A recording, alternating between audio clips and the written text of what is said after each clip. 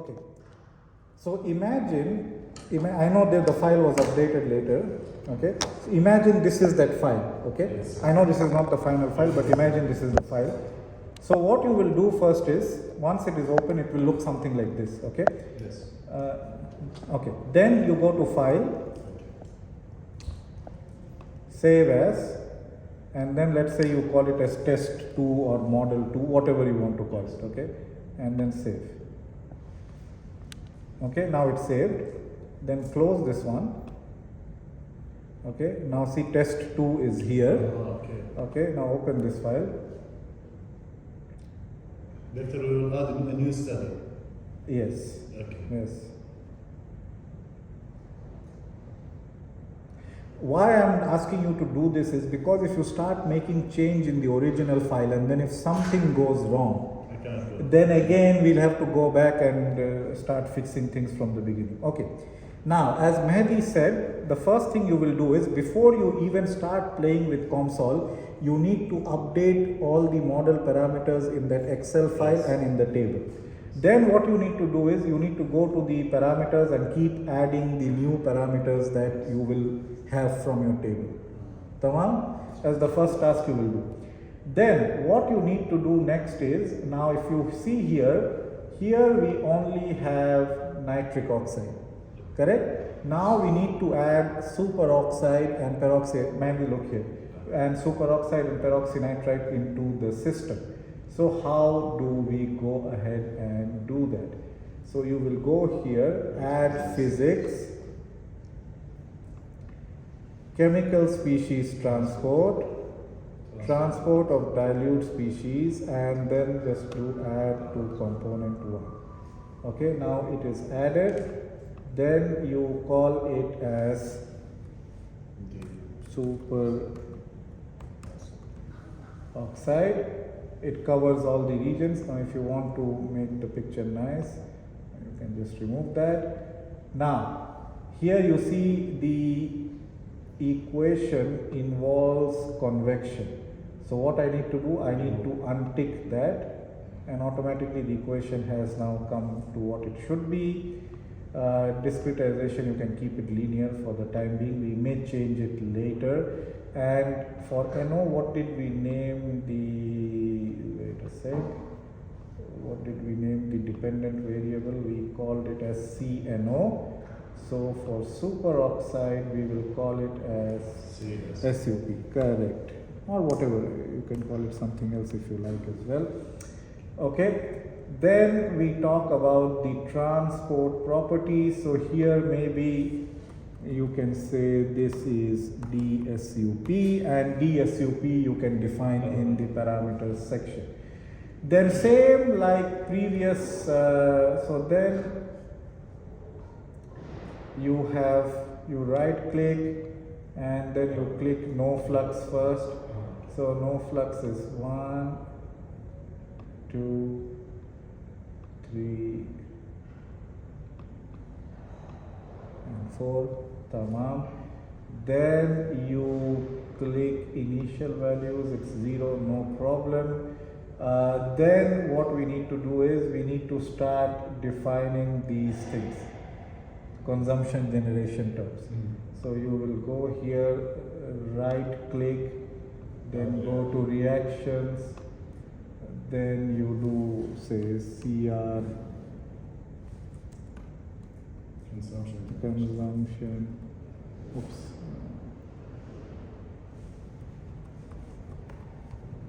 Yeah. Anyway, I'm not bothered about this one, but you will fix it later. And then CR means you will have to choose this region and then put whatever expression you have to put here. Right? You will have to check like in the paper, yeah. Okay, and then do it for all of them. Yeah. Okay, and then finally you will have this flux. So the flux will be there are different fluxes we can select. One is normal condition. So normal condition, the superoxide flux will be 5% of the NO flux. Okay. Then you will have moderate oxidative stress condition. So for moderate oxidative stress condition, it will be 20% of the NO production rate. And for severe oxidative stress condition, it will be 50% of the NO production rate. Okay, so that's how you will define the fluxes. But what I want you to do, and maybe if you can come tomorrow to my office, you can at least try to set the transport property, the no flux, the initial values, and the consumption generation term for each of the regions. And then if you come tomorrow, I will show you how to set up the flux for the endothelium. Tamam? We will try. I'll tell you tomorrow. Yeah. Because I want you to play with it. Of course, I can do it. It's not a problem. But I want you to try it. Okay. So that will be for superoxide. Similarly, Hassan. Similarly, you will have to do for peroxynitrite as well. So Mehdi, how will I do? What will I do if I want to do peroxynitrite? Just give me instruction.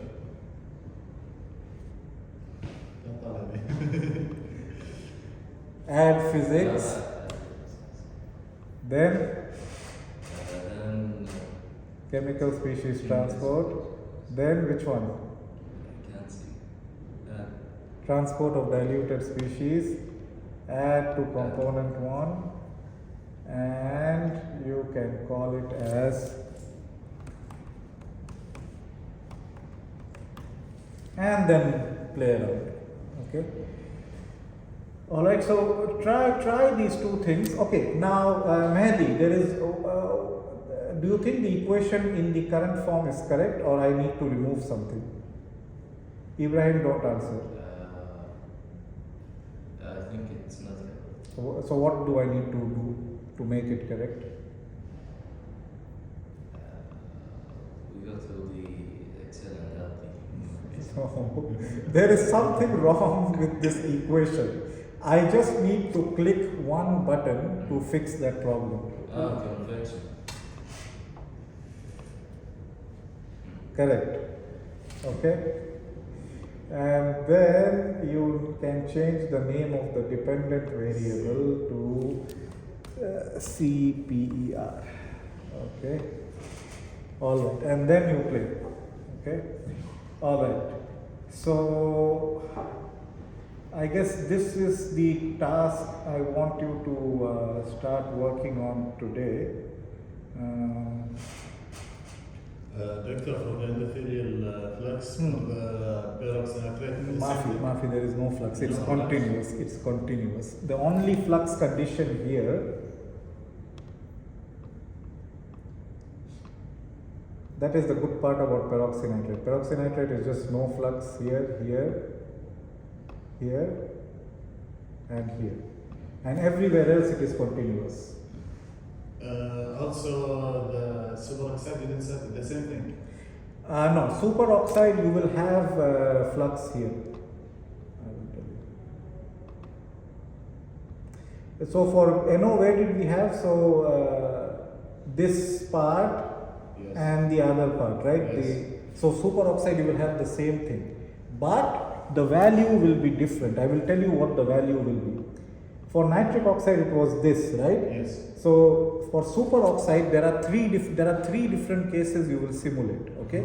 First one is normal condition. So when you say normal condition, the superoxide flux will be this multiplied by 0.05. That means 5% of the NO flux. Then 20%, then 50%. So 3 different cases. The first one is the normal. Then moderate oxidative stress, and then severe oxidative stress condition. Okay. So 3 different cases will be simulated. But before even we do that, first we will just play with the moderate oxidative, the normal condition, not the moderate, the normal condition. For the normal condition, we need to play with one particular thing. We need to now redo the mesh refinement study. And you will ask me why, because in NO it didn't matter what mesh we selected. The thing is now it's no longer NO. With NO now you have two more chemicals you have tagged into the equation. So when you have a complex system, it may not be a good idea to work with coarse meshes because it may not be able to capture the changes correctly. So you will see that I am not 100% sure, this is something we'll have to find out.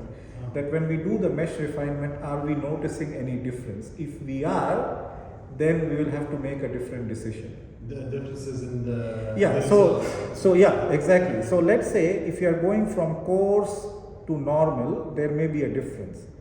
And then maybe when you are going from normal to fine, there can be again a difference. But then if there is no difference between fine and finer, then we can select fine. I'm not sure, okay, we'll have to play with that and find out, okay.